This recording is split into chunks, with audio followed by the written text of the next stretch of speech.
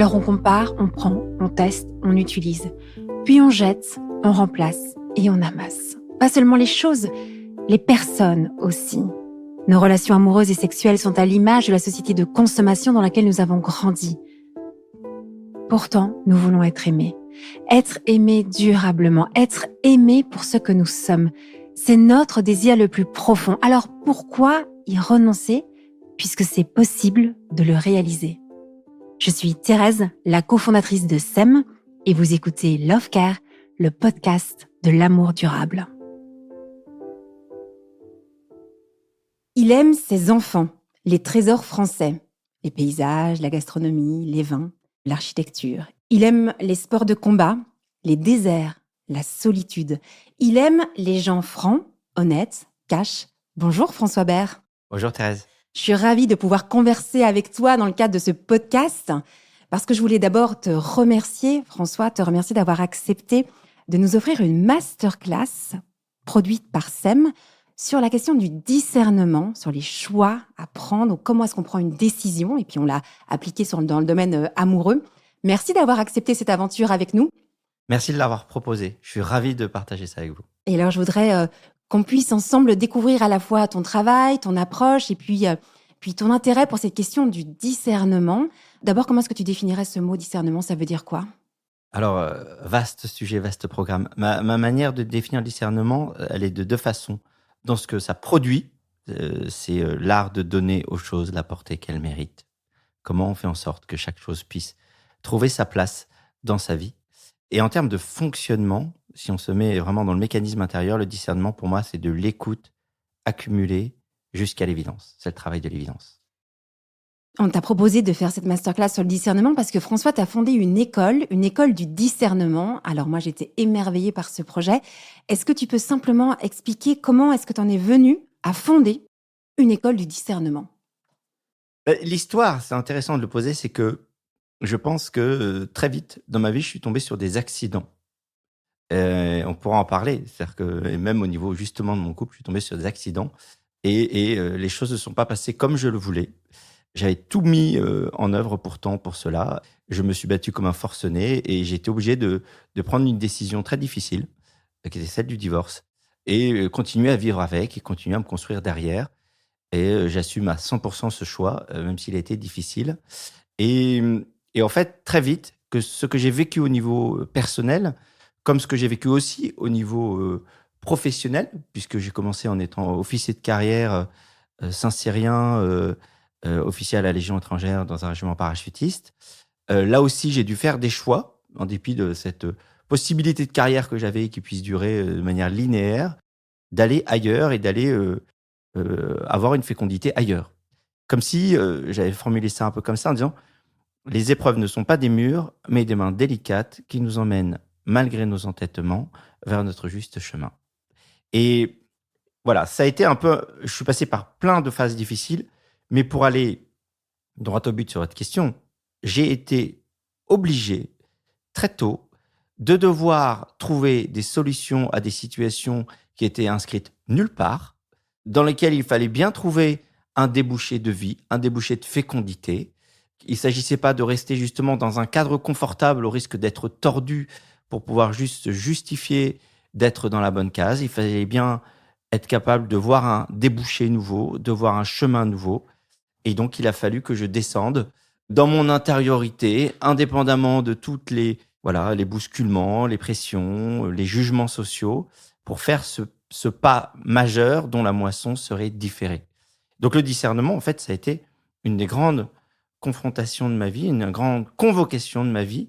Et plus le temps a passé, plus j'ai pu m'apercevoir que, justement, avec le temps, j'en voyais la moisson et qu'il me paraissait indispensable, à partir du moment où j'avais pu le pratiquer puis le mettre en mots, de le partager au plus grand nombre.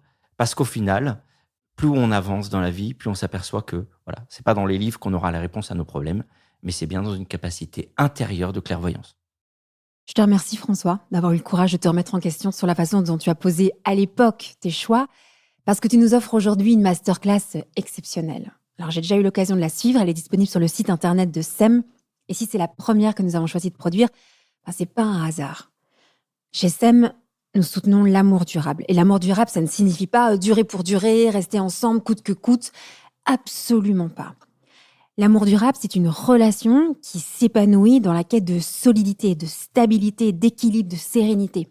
C'est parce qu'il est construit solidement que cet amour va résister aux épreuves du temps. Tu vois, un peu comme une maison construite sur des fondations solides, elle résiste aux tempêtes. Ou un vêtement fabriqué avec des matériaux de qualité résiste à l'usage. Les fondations dans une histoire d'amour, c'est justement ce temps du discernement. Et les matières premières dans une histoire d'amour, c'est tout ce que je vais découvrir de l'autre, quoi. Ses valeurs, ses désirs, sa personnalité.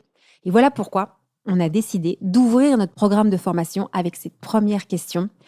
Comment faire le bon choix en amour? Comment prendre la bonne décision? Tu valides notre choix? Et profondément, pour 2 raisons. D'une part, pour ces éléments de choix initiaux, c'est-à-dire que quand tu parles de fondation, effectivement, moi, je me suis aperçu que très souvent, pour plein de raisons sociales, on va construire les choses beaucoup plus sur des valeurs apparentes que des valeurs réelles, des valeurs d'appartenance par rapport au groupe, beaucoup plus que des choix qui sont en alignement avec soi-même, hein. C'est une évidence qu'on pourrait tout de suite donner, quoi. C'est comme quelqu'un qui vous dirait: «Telle personne, elle est idéale pour toi, choisis-la». On a envie de lui répondre: «Elle est idéale en soi, elle n'est pas idéale pour moi. Et ça, il y a que moi qui le sais à l'intérieur de moi. Tu as jugé sur des critères extérieurs, tu vas pas juger sur des critères intimes qui sont liés à mon contexte personnel». Bon, voilà.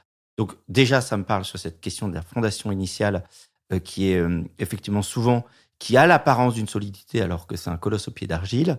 La deuxième chose, c'est que précisément, à partir du moment où il y a ces fondations bancales, il faut être capable, le moment venu, c'est là que le militaire parle aussi, quand les situations est très contraintes, de faire des choix difficiles qui permettent la survie et qui permettent la relance plutôt que de s'entêter et de se draper d'un honneur lâche qui est de ne pas décider pour que les apparences soient conservées et que tout le monde meure, quoi. Une des réflexions que j'ai souvent en accompagnement, c'est la distinction que je donne entre le sens de la mission et l'intelligence de la mission. C'est bien en écho par rapport à ce que tu dis de la durée. C'est-à-dire que le sens de la mission, c'est un attachement moral à la mission qui est une très belle valeur tant que la mission ne bouge pas. Et c'est une valeur qu'on demande en général aux échelons. Plus ils se rapprochent de l'exécution, plus on demande que ce soit une valeur forte. Mais plus on se rapproche de la décision, plus on demande par priorité l'intelligence de la mission, c'est-à-dire la capacité, malgré l'attachement collectif à un axe qui a été donné à un moment donné, d'être capable de repositionner l'axe général. L'exemple qui me vient, c'est le pont La Rivière-Kwai, pour ceux qui le connaissent, hein, des prisonniers anglais qui se retrouvent dans un camp japonais, qui font le choix de construire un pont pour les Japonais en sachant qu'il n'y a pas d'enjeu stratégique sur ce pont, ce qui leur donne la possibilité d'un débouché. Et t'aimes bien, donc c'est une bonne illustration d'une construction collective qui se fait, sauf que, patatras, d'un seul coup, les Anglais réinvestissent la Birmanie, donc le pont devient stratégique, et là, il s'agit de faire péter le pont. Et là, vous avez des gens qui se sont tellement mis dans une appartenance à la construction du pont qu'ils ne sont pas capables de prendre cette décision majeure, qui est de faire péter le pont, en l'occurrence, pour sauver l'ensemble du collectif sur le sujet. Capable de faire péter le pont. Ça m'interpelle. Alors, je te disais que pour SEM, on défend ce concept d'amour durable et donc comment l'inscrire avec des bonnes fondations. Et puis, il y a une chose, moi, dont j'ai jamais parlé, vraiment jamais, c'est que j'ai connu moi-même aussi un divorce. Tu en as parlé en introduction.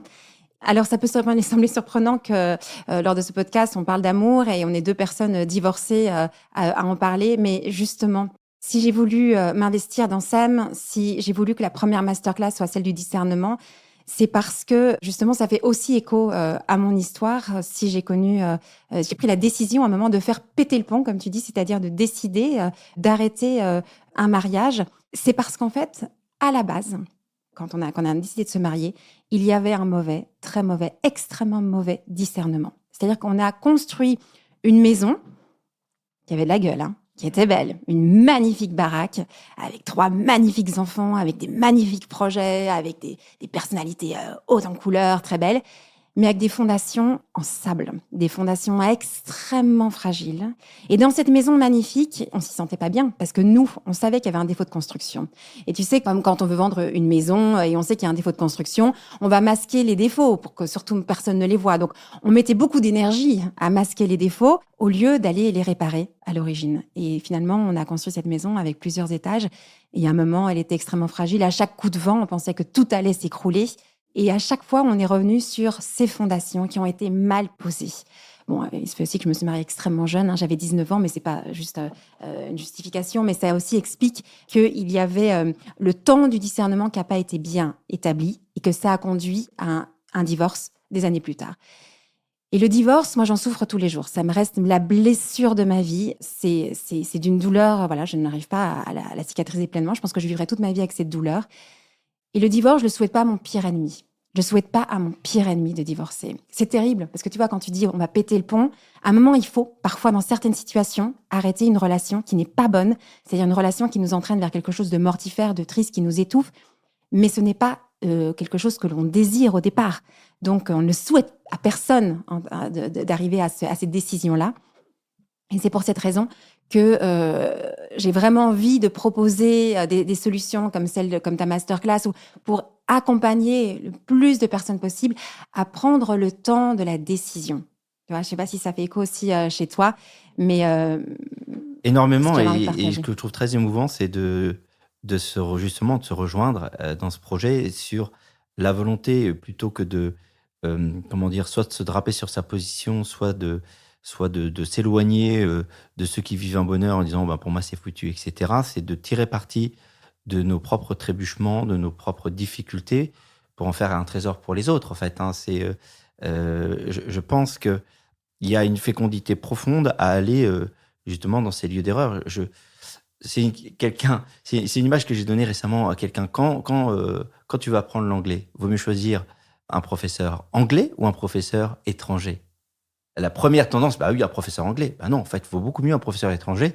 Pourquoi ? Parce que lui a fait toutes les démarches et rentré dans les difficultés de la langue pour pouvoir l'enseigner. Là où l'anglais, la tentation de dire, bah, on dit comme ça parce que c'est comme ça. Pour lui, c'est juste naturel. Tout a toujours déroulé.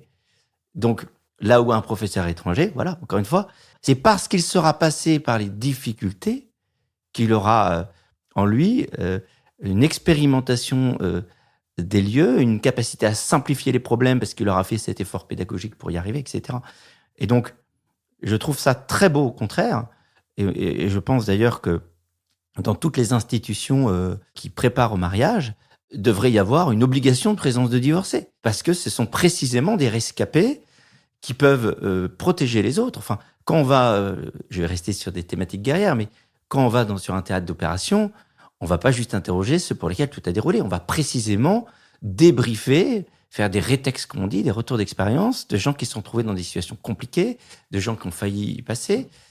C'est là qu'il y a une possibilité accumulée d'aider les autres. Et puis, de ce que tu dis aussi de cette blessure, ce que je trouve intéressant, c'est à la fois une blessure, souvent parce qu'on n'a pas eu les éléments de départ, souvent parce qu'après s'être battu avec acharnement, ce que les gens aussi oublient, on s'est battu avec acharnement, on est tombé parce que ça arrive sur des impasses, sur des impossibilités, et donc sur un vrai devoir, encore une fois, plutôt que de garder l'apparence, de se repositionner. Mais ce que je trouve malgré tout assez merveilleux, c'est de voir beaucoup la thématique de la fécondité, mais elle est très présente dans tout votre programme, de voir que même dans ces lieux d'impasse et d'impossibilité, il y a une fécondité nouvelle qui sert à tout le monde. Ça me touche ce que tu viens de me partager parce que moi, j'ai reçu le message complètement inverse, c'est-à-dire que pour parler d'amour et de sexualité, il fallait que je sois exemplaire et d'exemplaire. En fait, on a opéré un glissement vers irréprochable. Sinon, je ne suis pas crédible. Et d'ailleurs, c'est un reproche qui a pu m'être fait et qui m'est régulièrement fait. Mais comment vous parlez d'amour durable alors que vous êtes une femme divorcée ? Et peut-être qu'au travers de la conversation qu'on a ensemble, on donne quelques éléments supplémentaires. Si aujourd'hui, je donne toute mon énergie, toute ma vie pour accompagner les hommes et les femmes à pouvoir vivre leur aspiration profonde, à aimer et à être aimé durablement, c'est parce que je suis passée par cette épreuve-là et que je sais qu'elle est douloureuse et que il y a peut-être aussi des solutions pour éviter ces situations-là. Parce que il faut être aussi très honnête. C'est dur pour moi à partager, mais si j'avais si j'avais suivi ta masterclass, François. Non, mais je t'assure que c'est vrai parce que je l'ai écouté, ta masterclass. Si j'avais suivi ta masterclass avant de me marier, je ne me serais pas mariée avec cet homme. Et même si aujourd'hui c'est difficile à dire parce que j'ai 3 magnifiques enfants avec cet homme et qu'on a quand même réussi à vivre une vie qui était très, très belle et profonde aussi malgré les épreuves. Donc on peut jamais dire, on peut pas regretter un mariage parce qu'il y a les enfants, on peut pas regretter les enfants. Mais la vérité, c'est que je ne me serais pas mariée avec cet homme.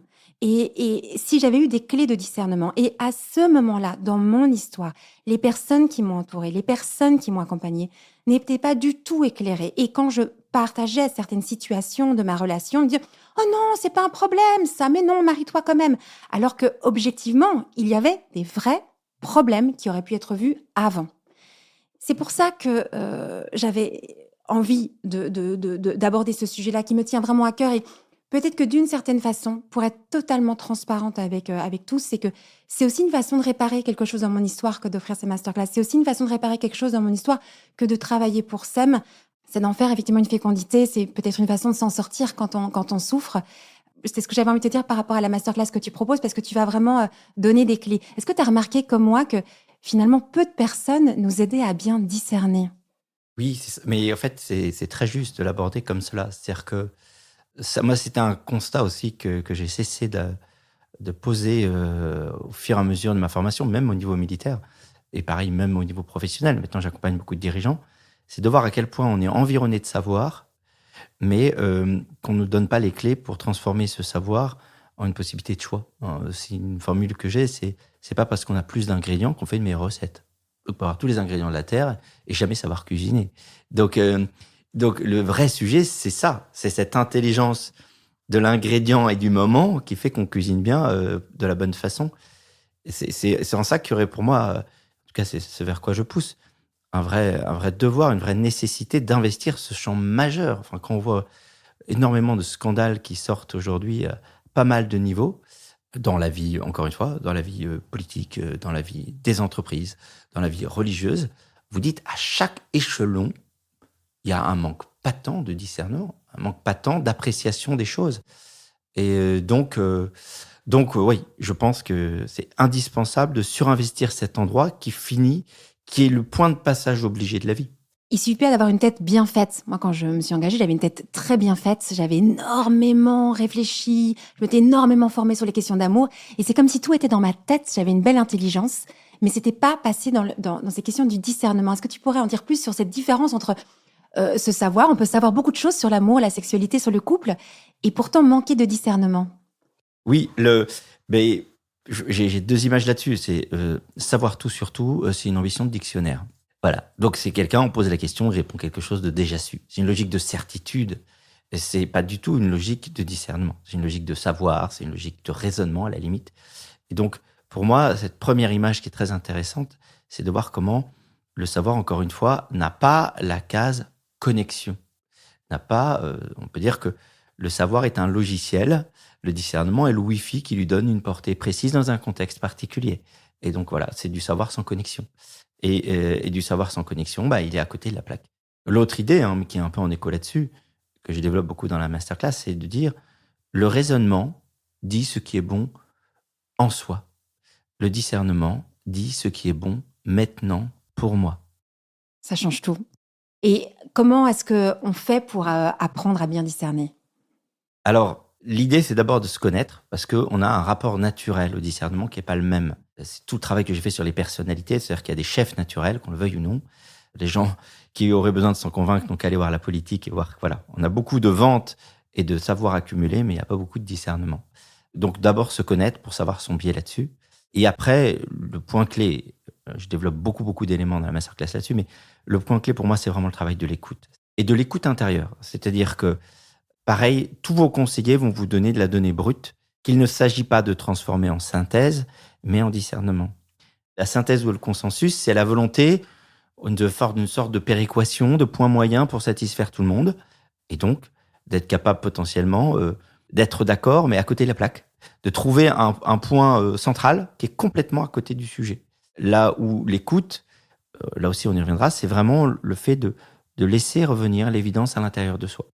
Et donc, les 2 choses, j'en resterai là pour le moment, mais c'est vraiment être capable de s'écouter intérieurement, d'écouter la première sensation, de voir la paix dans laquelle on est au fur et à mesure que les choses se passent, de voir comment on est capable de lâcher prise et de se laisser regagner régulièrement par l'évidence des choses à faire.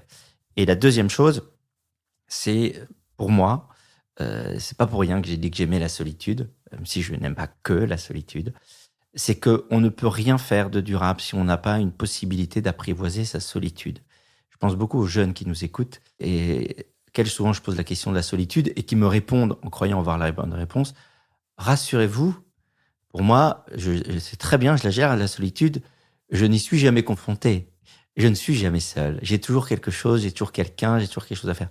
Non, vous pouvez pas être dans une possibilité de trajectoire partagée avec quelqu'un si vous êtes une particule volante, si vous êtes complètement bousculé, ballotté par les événements, par les autres, par les likes, par les images. Donc, le fait d'être capable de se confronter à sa solitude, c'est vraiment creuser en soi une possibilité d'avoir une clairvoyance intérieure. Alors, il y a cette solitude dont tu parles, et puis aussi, donc on parlait de ces têtes bien faites, d'intelligence. On pourrait très bien se dire, pour vivre un amour durable, on va donner des recettes. Et il y a d'ailleurs pas mal de personnes qui ont proposé des associations, des projets, des livres, réussir son couple, réussir son mariage, et il y aurait des recettes à suivre. Personnellement, ça m'a mis toujours extrêmement mal à l'aise, toutes ces propositions-là, comme si l'amour était quelque chose à réussir. Pourquoi ça met mal à l'aise ? Parce qu'on pourrait tomber dans quelque chose qui serait de l'ordre du volontarisme. C'est que quand tu te dis, en fait, c'est ça qui est bien de faire, par exemple, le mariage, c'est bien pour différentes raisons, c'est bon pour soi, pour les autres, pour sa famille, et à un moment, je vais m'entêter, je vais faire preuve de volonté. Ce volontarisme, est-ce que tu peux un peu en parler ? Oui, il est clé. On en parle beaucoup dans un des podcasts sur ce que j'appelle les 3 couches de la personnalité. Ce qui est très intéressant, c'est que le volontarisme, en fait, vient de ce que on s'est positionné, non pas sur l'axe calme de sa volonté et de ses choix, enfin, et de sa personnalité, pardon, et de ses choix, mais beaucoup plus sur la volonté de correspondre. Et là-dessus, il y a 2 choses. Il y a la correspondance à des modèles familiaux parfois inconscients. Quand je dis modèles familiaux, je parle pas de système de valeurs, je parle beaucoup plus de la manière dont on est validé. Si par exemple j'ai un père très expert, je vais tout faire pour montrer que je suis un expert, même si je suis un surdoué de la relation ou un surdoué de la décision. Et donc il y a un problème de le volontarisme, une volonté de correspondre à un modèle, souvent inconsciemment, qui ne correspond pas du tout à son être. Et l'autre côté de la correspondance, c'est par rapport, encore une fois, à une société qui est de plus en plus portée vers l'image. C'est-à-dire volonté d'instagrammer sa vie sans cesse et de pouvoir continuer à dire aux gens, regardez comme je suis parfait, regardez l'image est parfaite, regardez j'ai retoiletté. C'est du mensonge, c'est juste du mensonge organisé. Voilà. Et donc, tout l'idée pour moi, c'est de redescendre dans les profondeurs de soi pour être en vérité. J'ai formulé ça aussi comme ça en disant les échecs amoureux viennent souvent de ce qu'on a donné rendez-vous à l'autre avec quelqu'un d'autre que soi-même. Forcément, ça peut pas marcher. Voilà. Et l'image que j'associe à ça, sur le côté volontarisme, c'est l'image de l'escalade. En escalade, on fait pas tout avec les bras. Donc, dès qu'on est dès le départ dans une démarche de preuve, dans une démarche qui est très tournée vers l'extérieur, on veut avoir les bras gonflés pour montrer la démonstration de preuve, montrer à quel point on est fort. Et en fait, très vite, on est en limite de capacité. Pourquoi ? Parce que ce qui porte vraiment une ascension, ceux qui font de l'escalade le savent, ce sont les jambes. C'est beaucoup moins visible, beaucoup moins honorable que les bras musclés, mais c'est là qu'est la poussée. Voilà. Donc, je pense à l'entourage, aux personnes qui entourent, par exemple, un jeune couple. Oui, ce qui est très intéressant sur l'entourage, c'est ça. C'est-à-dire que l'entourage, le boulot de l'entourage, c'est non pas soit de rassurer, soit de masquer, soit de se donner bonne conscience en balançant un scud pour dire j'ai dit ce qu'il fallait. C'est générer au maximum les conditions pour que la personne qui doit choisir puisse être en capacité de le faire. Ça implique, donc, d'une part, bien sûr, jamais de jugement. Ça implique beaucoup d'écoute, parce que souvent, simplement en parlant, les gens vont par eux-mêmes s'apercevoir qu'il y a un problème. Donc, l'écoute est la meilleure façon de permettre les choses. Le fait d'être d'abord un soutien, c'est-à-dire qu'il y a beaucoup de gens qui, quand ils voient une situation compliquée, que ce soit, encore une fois, avant un mariage ou après, veulent juste statuer sur la situation. Ça n'apporte strictement rien. Et donc, ils vont être capables de balancer un jugement et laisser la personne toute seule. Donc, ça l'enferme d'autant plus dans une possibilité de faire la mauvaise décision. La politique de l'accueil inconditionnel marche à tous les coups. Parce que soit la personne est juste dans une passade difficile, elle reprend des forces, elle repart et les choses redémarrent, soit elle a des bonnes raisons de s'inquiéter et auquel cas, elle peut mettre les choses en configuration. Le nombre de gens qui veulent juger une situation au lieu d'accueillir ne se rendent pas compte à quel point ils ont une responsabilité dans la décision mauvaise qui pourra être prise derrière ou la manière dont elle sera conduite. Voilà. Et puis même dans la manière de formuler, c'est vraiment ce que je préconise, c'est qu'à chaque fois, il faut donner aux gens des éléments objectifs pour que par eux-mêmes, ils s'approprient leur choix. Il ne faut pas leur donner justement des méthodes toutes faites ou des vérités absolues. On revient sur les discernements. Le discernement, c'est une lecture intime d'un contexte personnel, d'une évidence personnelle que personne ne pourra restituer parce qu'on n'est pas à l'intérieur des gens. Par contre, il faut leur donner, encore une fois, présenter les choses de manière la plus limpide possible pour qu'ils puissent s'emparer par eux-mêmes de la manière d'y voir clair. Voilà. Je te remercie d'insister sur ce point aussi de l'écoute. Moi, je pense que notre problème numéro 1 dans notre société, c'est qu'on ne sait pas écouter. On ne sait pas s'écouter soi et du coup, on ne sait pas écouter les autres. Et ce manque d'écoute nous conduit à prendre des mauvaises décisions. Je pense vraiment, je te parlais tout à l'heure de quand j'étais plus jeune, avant de me marier, il y avait des choses que je confiais et les personnes autour de moi ne savaient pas écouter. Elles jugeaient, mais non, c'est pas grave, ne t'inquiète pas. Par exemple, la veille de mon mariage, je pleurais toutes les larmes de mon corps pendant 2 heures. Je ne voulais pas écrire cette lettre où on dit oui, je vais bien vouloir me marier avec cette personne, oui, je veux être fidèle, oui, je veux avoir des enfants. J'ai dit je ne veux pas, je ne veux pas. Et le prêtre était à côté de moi, puisque c'était dans un mariage religieux, et il n'y voyait pas le problème. Et il me dit, mais si, écris ta lettre maintenant, parce que sinon je peux pas te marier demain. Alors que, de toute évidence, une jeune femme de 19 ans qui pleure toutes les larmes de son corps la veille d'un mariage en disant, je ne veux pas me marier, on l'écoute. Qu'est-ce que ça vient te dire? Des personnes qui sont censées écouter n'en sont pas capables. Et donc, finalement, sont dans le jugement. Tu vois, j'ai l'impression que on juge rapidement et on n'écoute pas. Et on donne son avis, mais on n'écoute pas. Et peut-être que un conseil pour l'entourage, c'est d'apprendre à écouter, à recevoir ce que dit l'autre. Il y a une autre chose aussi dans l'écoute, ce qui me vient, c'est que quand on forme un couple, tu parlais d'Instagram, on peut avoir ce côté un peu glamour, un peu sympa d'un couple. C'est joli un couple, c'est joli de personnes qui sont ensemble. Et puis, on peut aimer cette image-là et se dire, mais vous, c'est sûr que ça va bien. Mais vous avez l'air tellement heureux. Vous avez l'air tellement heureux. Vous avez tout pour être heureux. Est-ce que vous connaissez ce genre de phrase qu'on vous balance et qui vous empêche d'exprimer un mal-être dans la relation? Donc, de nouveau aussi, la responsabilité de l'entourage, c'est d'arrêter de projeter des choses sur le couple. Comment est-ce que tu vas? Comment est-ce que tu te sens en ce moment? Plutôt de dire, toi, c'est sûr que tu vas bien. Et dans ce manque d'écoute, il n'y a aucun espace pour partager ce qu'on ressent intérieurement. On se sent seul et donc cette chose-là prend de plus en plus d'ampleur jusqu'au moment où on s'épuise littéralement et puis on arrive à la fin de la relation. Et c'est pour cette raison que la masterclass que tu proposes, après l'avoir écoutée, après avoir reçu toutes les clés que tu nous donnes, on s'est dit chez SEM, mais cette masterclass, elle n'est pas uniquement pour les jeunes couples qui se posent la question, est-ce qu'on continue le chemin ou pas? Toute personne qui est en contact avec un jeune couple pourrait écouter la masterclass pour avoir des clés et comprendre comment est-ce qu'on peut se mettre à l'écoute d'éléments qui sont donnés et qui permettraient de prendre la bonne décision. T'es d'accord avec moi ou pas? Mais clairement, et c'est effectivement, je trouve qu'il y aurait ça rejoint un peu ce qu'on évoquait tout à l'heure, de rendre, entre guillemets, l'expérience de la difficulté obligatoire dans toutes les préparations. Donc, qu'il y ait des témoins de cette difficulté-là. Je pense qu'il y a un besoin vital et ce serait vraiment génial pour moi, pour tous les accompagnateurs, de participer à cette démarche de fond sur le discernement. Parce qu'on est vraiment là aussi au cœur du sujet, là où on va dire que les deux tentations, ce sera soit l'attachement désordonné à l'image ou à la règle, soit, juste prendre soin des gens sans être capable de comprendre davantage ce dont ils ont besoin.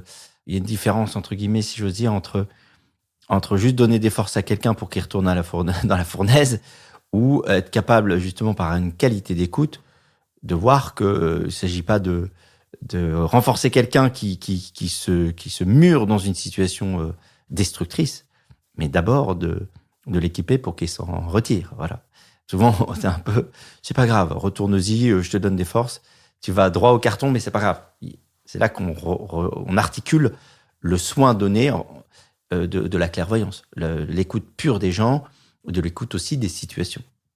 Puis ça peut commencer très tôt, parce que ici, on a une masterclass sur la question de la relation, mais toutes les clés que tu donnes, elles sont valables pour les décisions en général qu'on prend dans la vie. D'ailleurs, et c'est nous qui t'avons proposé de venir donner toutes ces clés et transmettre ce savoir et cette connaissance, cet art du discernement appliqué à nos relations. Donc, dans tous les cas, je veux dire, c'est valable pour nous tous, pour toutes les décisions qu'on peut prendre.